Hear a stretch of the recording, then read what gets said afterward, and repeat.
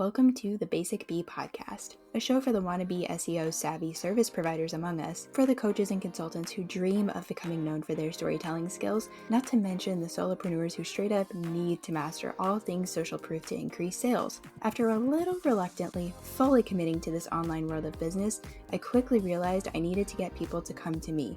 I needed to tell them I was here and how I could support them.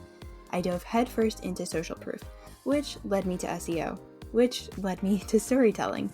And now it gives me great joy to share what I've learned with other business owners so they skip the hard stuff and ease straight into sales. This podcast gives you expert insights, actionable takeaways, and casual convos with some of the online world's best and brightest experts and strategists. I think that's enough of an intro, so here we go. Welcome back to the short and sassy segment of the Basic Bee podcast. These episodes are intended to be 10 minutes or less, super actionable, and about a variety of topics. And today is book review day for Stories That Stick by Kindra Hall. As a little girl, I grew up moving a ton. No place ever really felt like home. I was born in Kentucky, and my brother was born in Michigan, and then all four of us landed in North Carolina, where we moved around again quite a good bit. And before you ask, no, my family is not military. My dad is in sales, which turns out is actually a pretty common story as well. But because of all of the moves and the fact that my extended family is rooted in Indiana, I actually grew up with a lot of fake grandparents. Like, there were no kids on the street that Brad and I normally played with. It was a lot of older people, which secretly I'm okay with because they are the best storytellers. And I love getting sucked into a good story. It is my favorite. I spent many an afternoon across the breezeway with Margaret. She was an incredible storyteller, and she also had the best snacks. And don't you dare try to tell me that salted peanuts are not a necessary, simple staple item in a pantry. I was really, really jealous of Margaret's storytelling skills. Not the peanuts, she shared those, but I was very jealous of her storytelling skills.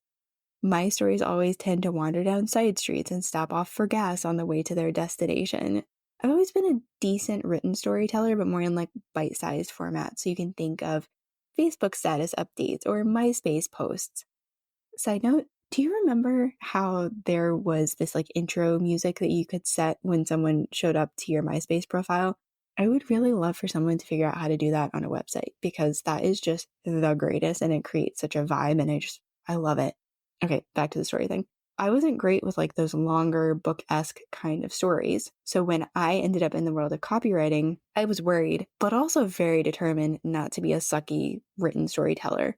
I created my own format for sharing case studies, and I call it the PET framework. You might have heard me mention it. Shout out to my friend Brenna, who on a chilly fall afternoon when I was tucked into my in-laws' basement, helped me realize that that was the name of the framework.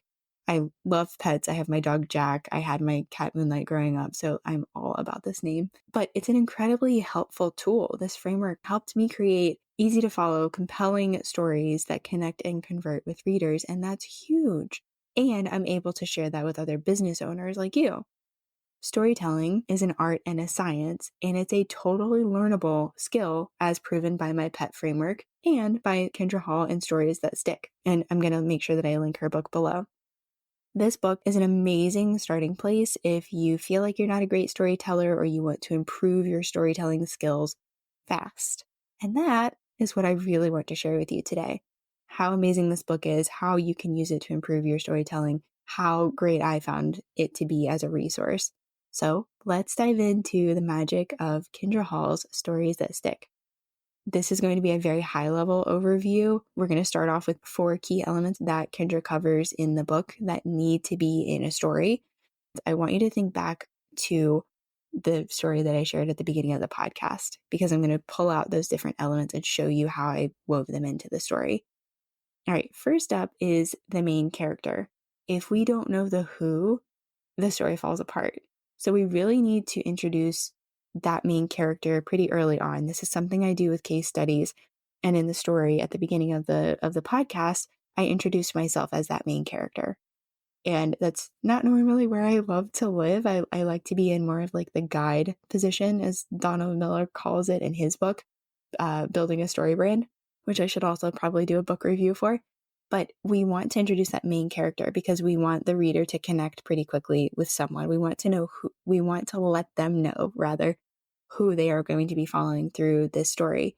In my story, it was me, and I had the, surrogate grandparents as more of the guide for learning how to tell stories. Like I said, I do this in case studies. This is really important in any kind of story that you're going to be writing about or sharing with people. You want to put that main character front and center early on, shine a spotlight on them so that people can connect. The second element are emotions, because if we can't connect, which is something that emotions enable us to do, then the story falls apart. So in the story that I was sharing, I tapped into that wandering feeling.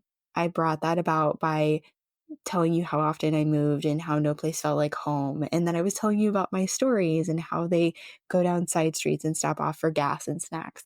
I wanted to paint that picture, and that is something that we want to do with stories. We want to weave in those emotions so that it brings that picture to life. And instead of having it be a drawing on a piece of paper, it actually turns it into more of a movie. It gets you to connect to someone. We started off with the wandering feeling in my story, but then I introduced my framework, my PET framework, and that gave us a feeling of stability and precise next steps. Also with emotions, we want to have somewhat of a transformation. Emotions enable us to paint that transformation for the reader.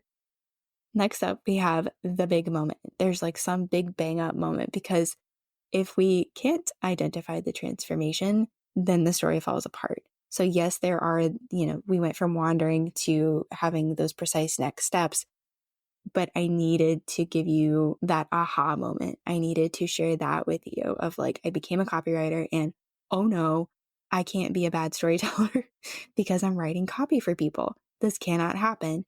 And then the PET framework was born. So that was the aha moment from that story. The PET framework also has ripple effects into the work that I do now, and I was able to share that with you. This can show up in a case study. This can show up in a story that you're writing about yourself, but we need that aha moment. And Kindra, she has a really incredible section about that in her book, so highly recommend reading it. The fourth and final element that all stories need, specific details. Because if we can't picture those key moments, we can't connect and the story falls apart. So we need specific details. Like in the story that I shared with you, I wove in details like the states I lived in, my neighbor / fake grandma, Margaret. I told you her name. I told you where I was sitting when the case study format came to me.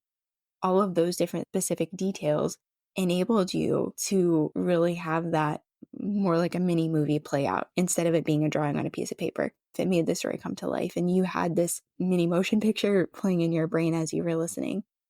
That is a really critical part of any kind of writing, is painting those pictures, having them be mini motion pictures. We need things to really come to life, to really sparkle, to really shine so that we can really feel it.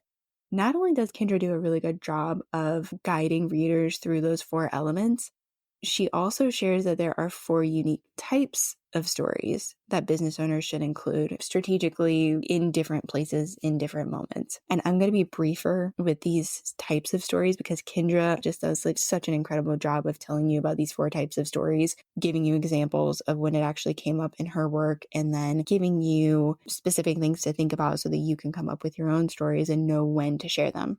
Super short, 4 types of stories. The value story. Why should someone get your thing or work with you? What value do you provide? What is the benefit of working with you? Second is the founder story. How did you get where you are today? What was your journey? What was your story?